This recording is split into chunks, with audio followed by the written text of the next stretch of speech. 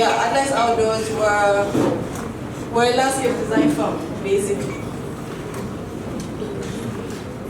What we do, we do site planning, planting designs, irrigation designs, landscape designs, erosion control, and sustainable urban drainages, etc. Like in that sequence.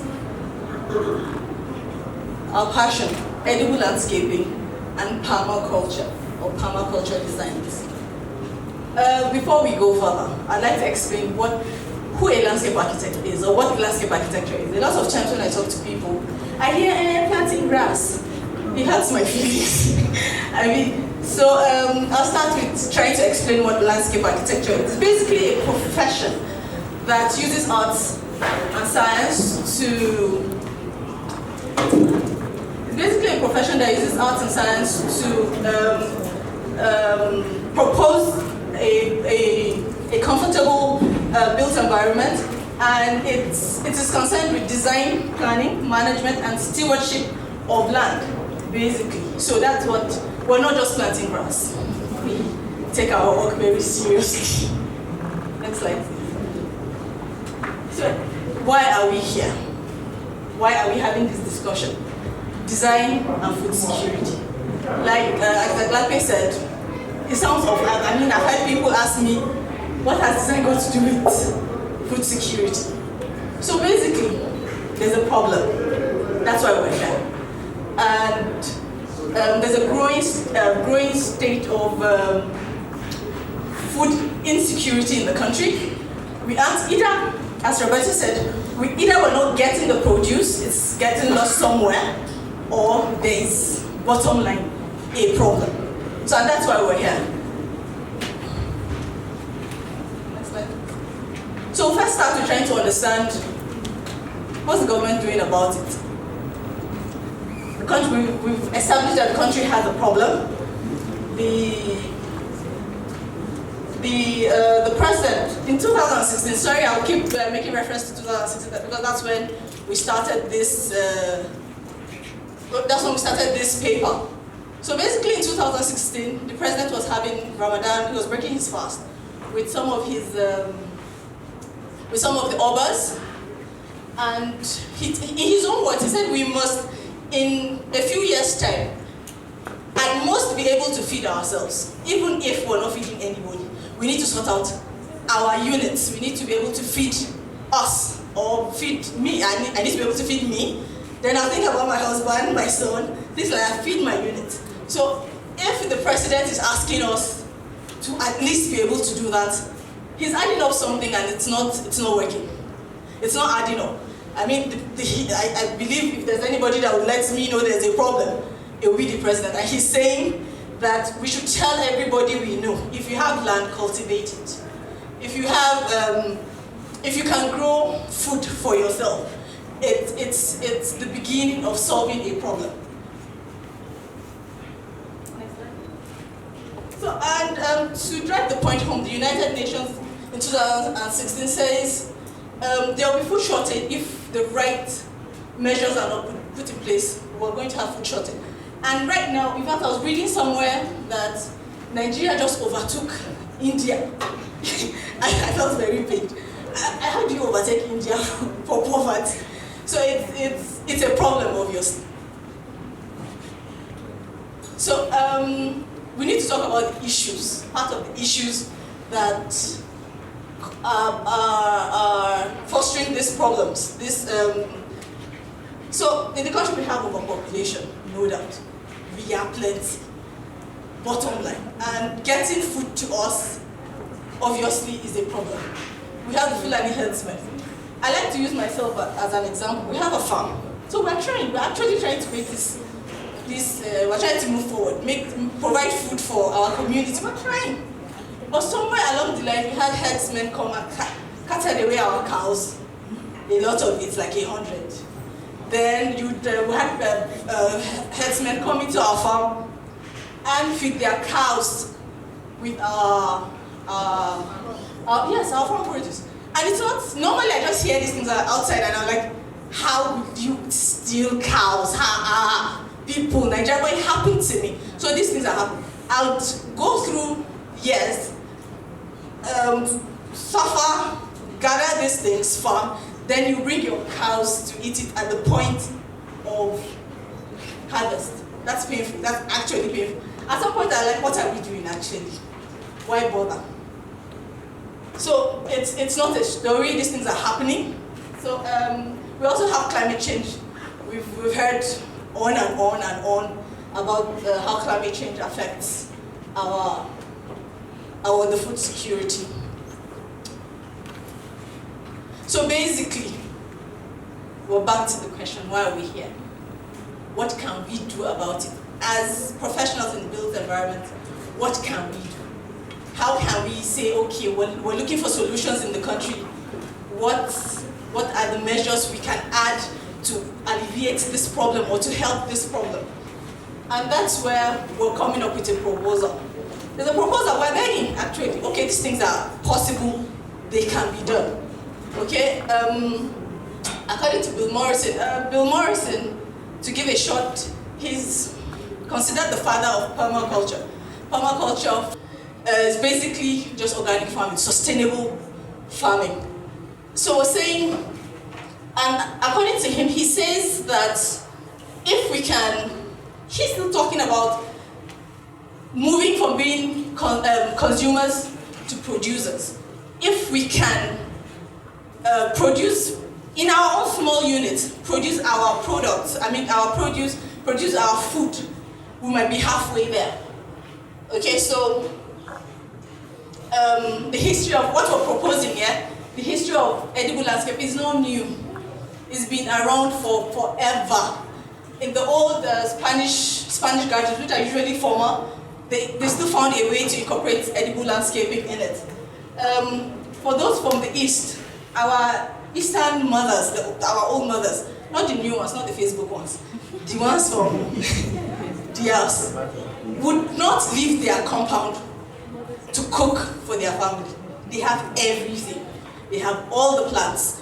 They have, in fact, plants that you cannot even begin to imagine. They have them in their houses. You would go, you would see yam. They have, just name it, they have it.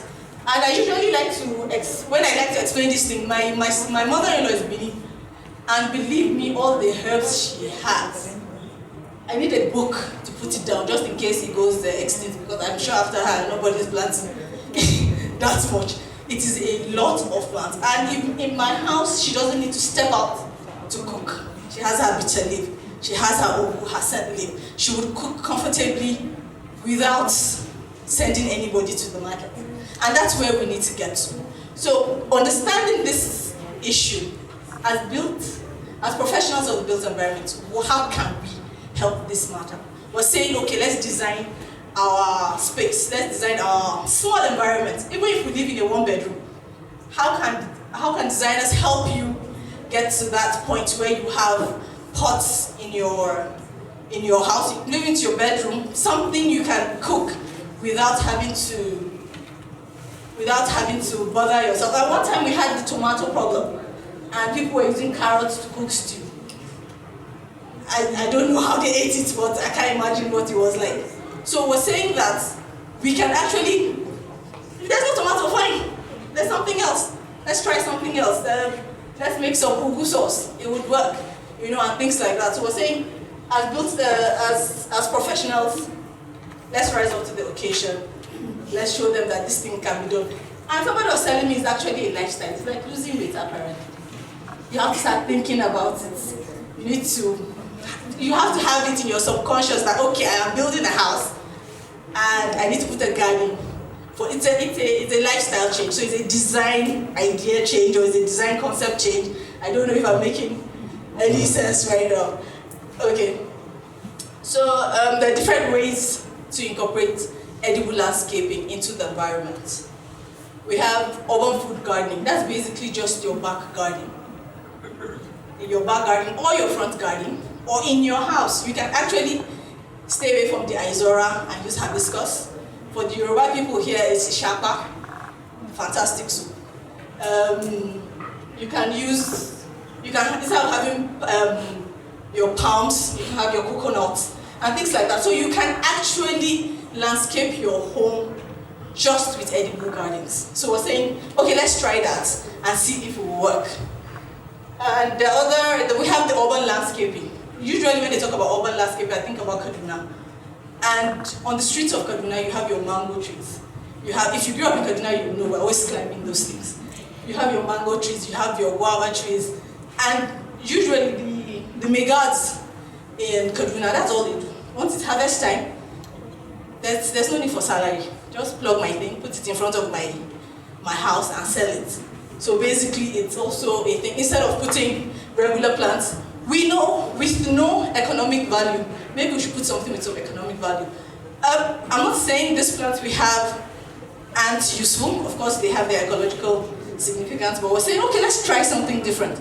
Let's use edible plants instead. So we also have urban farming. I don't know if you can see this. This is somewhere in front of Luth in Lagos. It's where you have the vegetable farms, and there's a farmer's market somewhere there. Not the best of farmer's market, but it works. That's where we all buy our vegetables in Lagos. And if you live in Lagos, you will know everything comes from the north. So this is like a safe haven for people that want fresh food.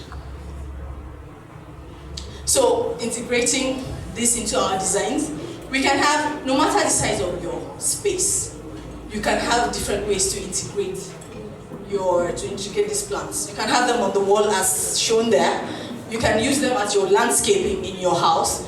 You can create a fish pond and grow fish in it actually. And you can have, for where you have pergolas and things like that, or you want shade, you can use your ugu to shade it.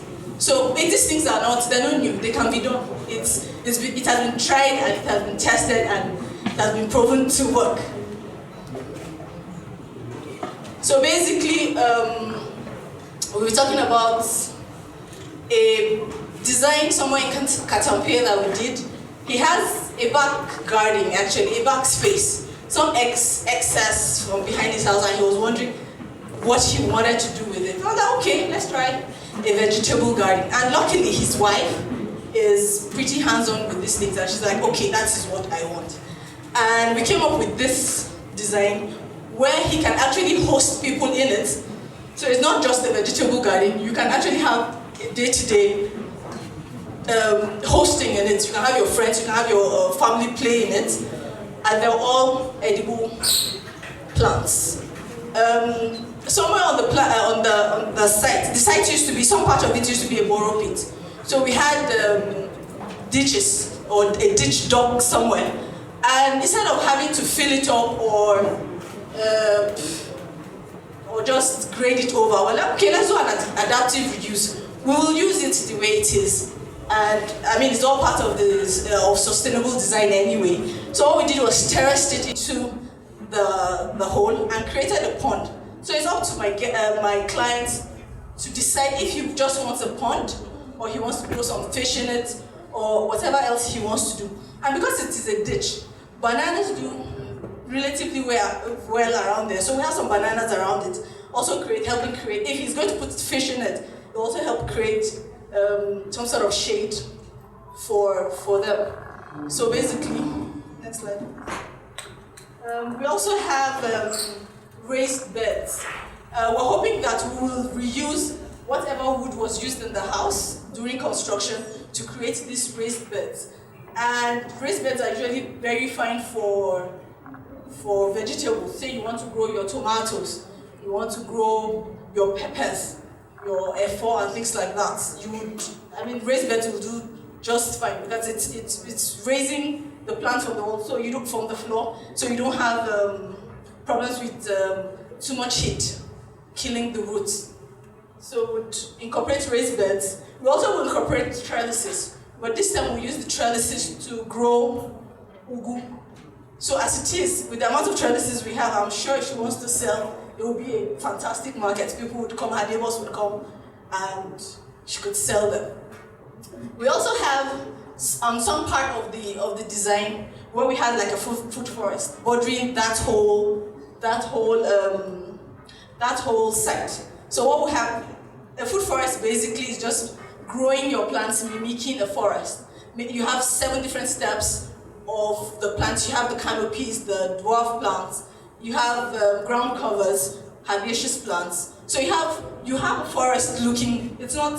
In fact, that one is not. You don't have to struggle. It's easy to do. Sometimes when you wash your water leaf and you pour your water outside, your water leaf will grow. For some people, apparently water leaf is a weed. I did not know. It is that important to me. So you would have a food forest where you have your creepers. You can use your mistletoe, I think that's what it's called.